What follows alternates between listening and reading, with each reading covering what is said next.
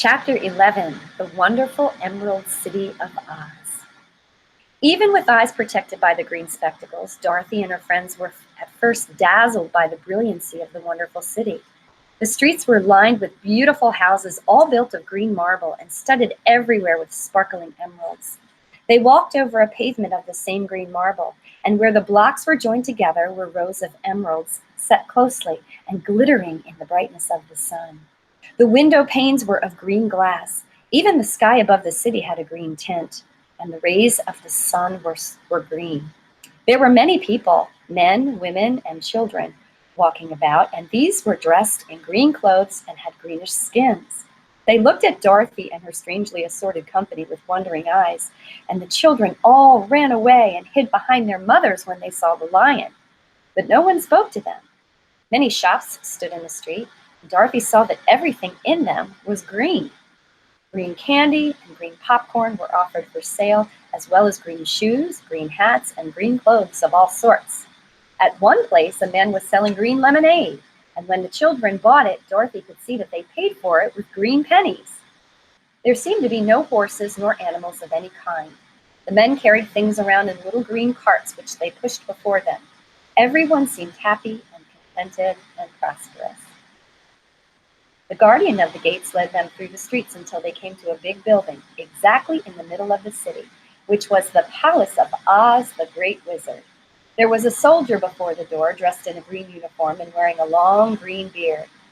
"Here are strangers," said the guardian of the gates to him, "and they demand to see the Great Oz." "Step inside," said the soldier, "and I will carry your message to him." So they passed through the palace gates and were led into a big room with a green carpet and lovely green furniture set with emeralds. The soldier made them all wipe their feet upon a green mat before entering his room, and when they were seated, he said politely, "Please make yourselves comfortable while I go to the door of the throne room and tell Oz you are here." Had to wait a long time before the soldier returned. When at last he came back, Dorothy said, "Have you seen Oz?" "Oh no," returned the soldier, "I have never seen him. But I spoke to him as he sat behind his screen and gave him your message. He said he will grant you an audience if you so desire, but each one of you must enter his presence alone, and he will admit but one each day. Therefore, as you must remain in the palace for several days, I will have you shown to rooms where you may rest in comfort after your journey." "Thank you," replied the girl. "This is very kind of Oz." The soldier now blew upon a green whistle, and at once a young girl dressed in a pretty green silk gown entered the room. She had lovely green hair and green eyes. She bowed low before Dorothy as she said, "Follow me. I will show you to your room." So Dorothy said goodbye to all her friends except Toto, and taking the dog in her arms, followed by the green girl through 7 passages and up 3 flights of stairs, until they came to a room at the front of the palace. It was the sweetest little room in the world, with a soft, comfortable bed that had sheets of green silk and a green velvet counterpane. There was a tiny fountain in the middle of the room that shot a spray of green perfume into the air, to fall back into a beautifully carved green marble basin. Beautiful green flowers stood in the windows, and there was a shelf with a row of little green books. When Dorothy had time to open these books, she found them full of queer green pictures that made her laugh, they were so funny. In a wardrobe were many green dresses made of silk and satin and velvet. All of them fitted Dorothy exactly. "Make yourself perfectly at home," said the green girl. "If you wish for anything, ring the bell. Oz will send for you tomorrow morning." She left Dorothy alone and went back to the others. These she also led to rooms, and each one of them found himself lodged in a very pleasant part of the palace. Of course, this politeness was wasted on the Scarecrow, for when he found himself alone in his room, he stood stupidly in one spot, just within the doorway, to wait till morning. It would not rest him to lie down, and he could not close his eyes, so he remained all night staring at a little spider which was weaving its web in the corner of the room, just as if it were not one of the most wonderful rooms in the world. The Tin Woodman lay down on his bed from force of habit, for he remembered when he was made of flesh. But, not being able to sleep, he passed the night moving his joints up and down to make sure they kept in good working order. The Lion would have preferred a bed of dried leaves in the forest, and did not like being shut up in a room, but he had too much sense to let this worry him, So he sprang upon the bed and rolled himself up like a cat, purred himself to sleep in a minute.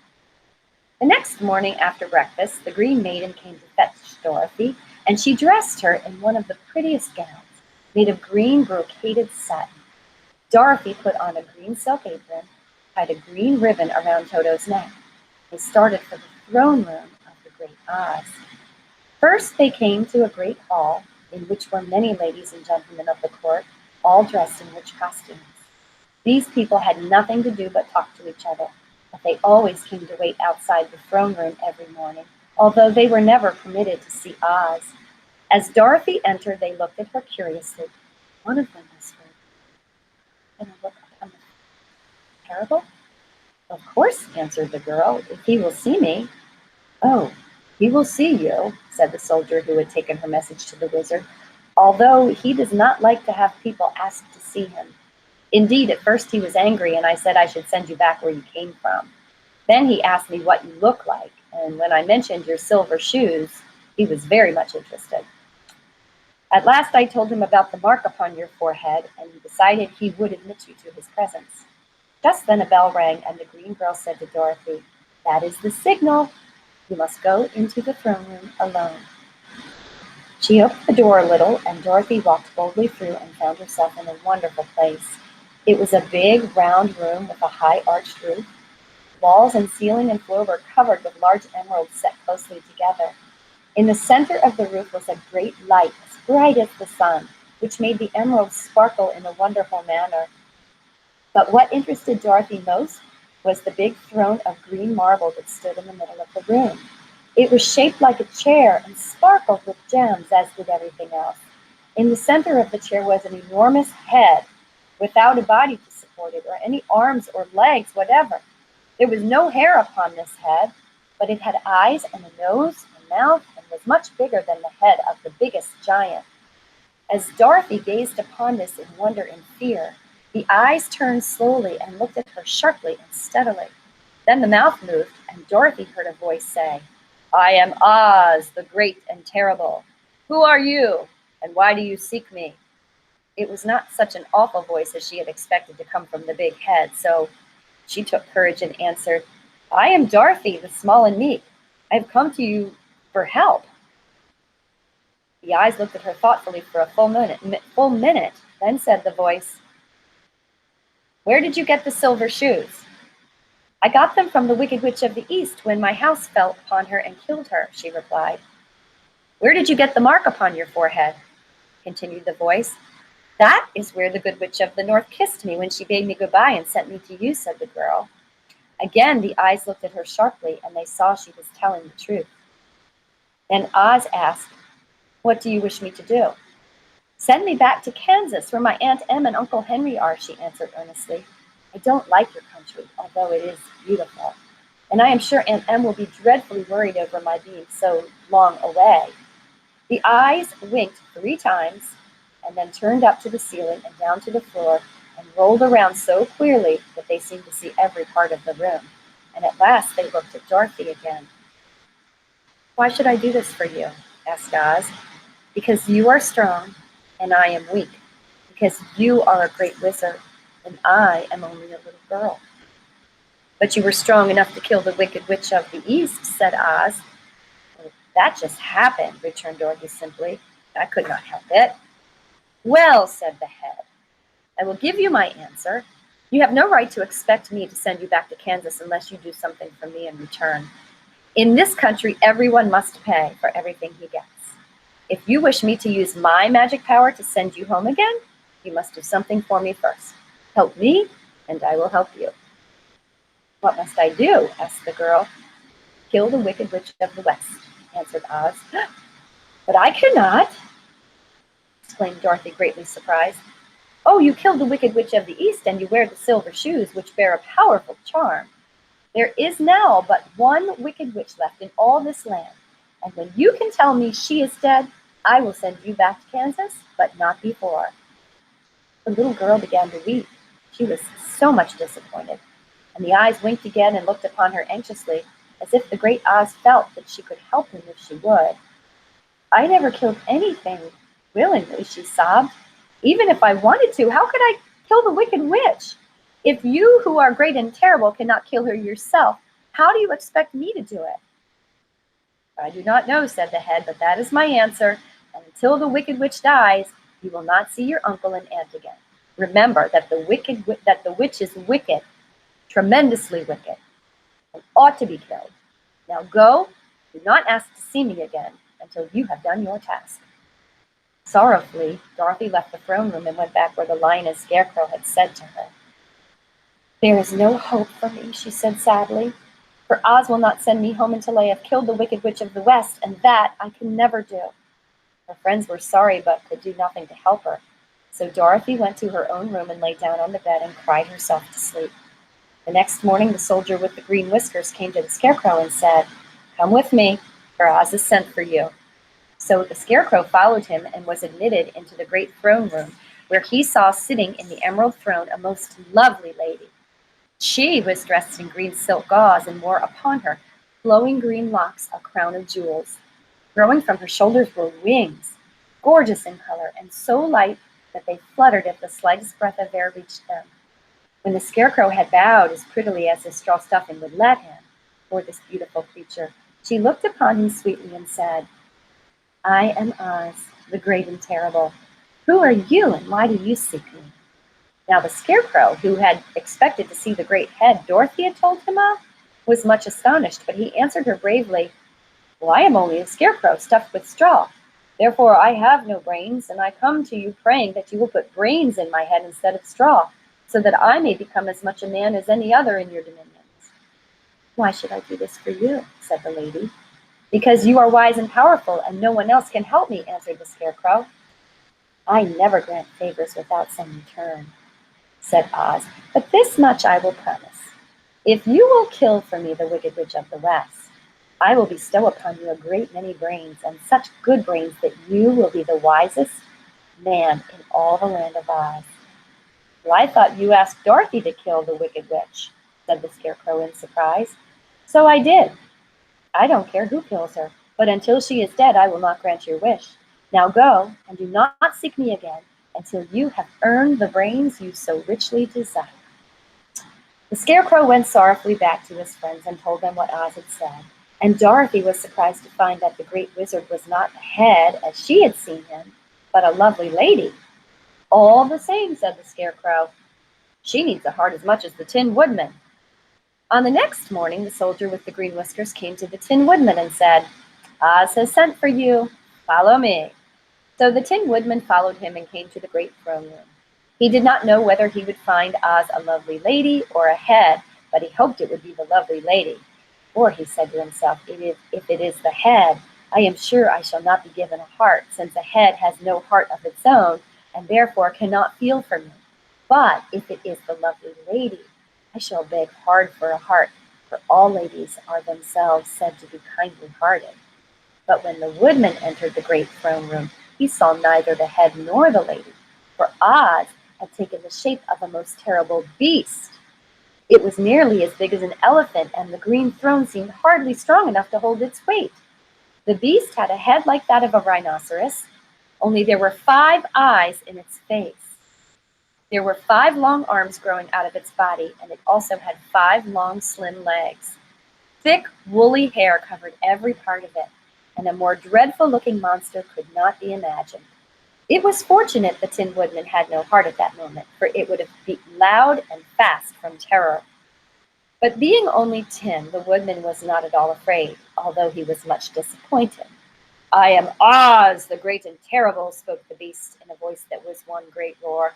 Who are you, and why do you seek me? I am a woodman made of tin, therefore I have no heart and cannot love. I pray you to give me a heart, that I may be as other men are. Why should I do this? Demanded the beast. Because I ask it, and you alone can grant my request, answered the woodman.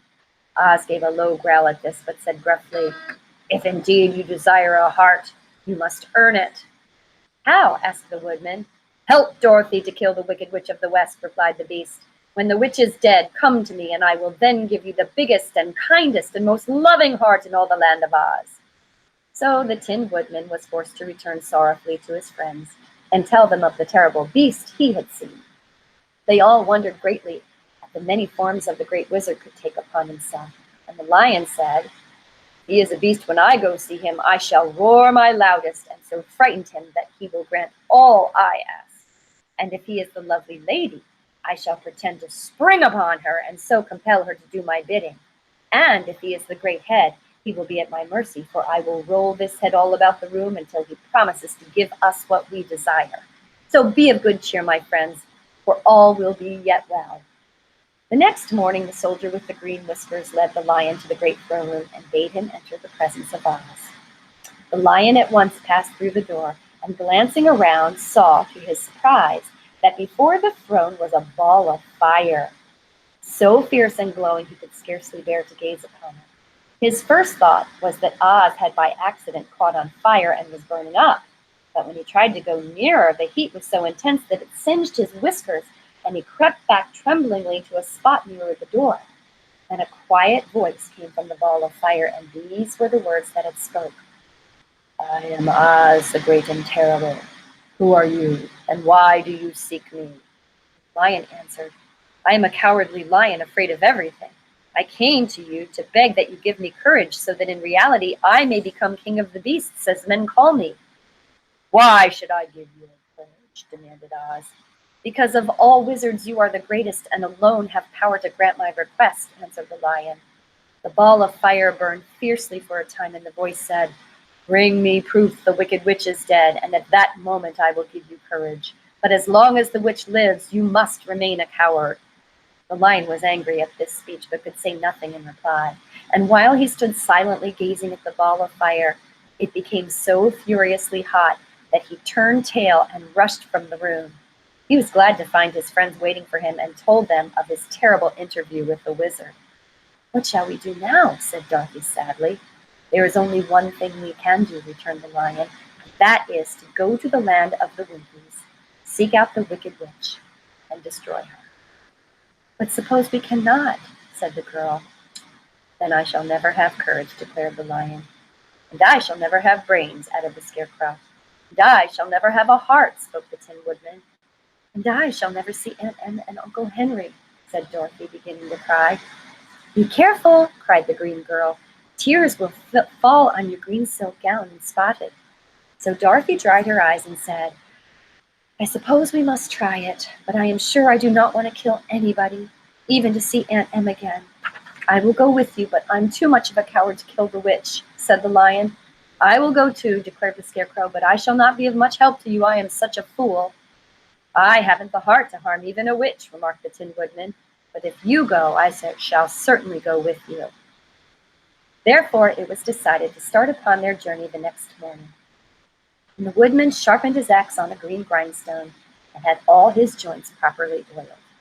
The Scarecrow stuffed himself with fresh straw, and Dorothy put new paint on his eyes that he might see better. The green girl, who was very kind to them, filled Dorothy's basket with good things to eat, fastened a little bell around Toto's neck with a green ribbon. They went to bed quite early and slept soundly until daylight, when they were awakened by the crowing of a green cock that lived in the backyard of the palace, and the cackling of a hen that had laid a green egg.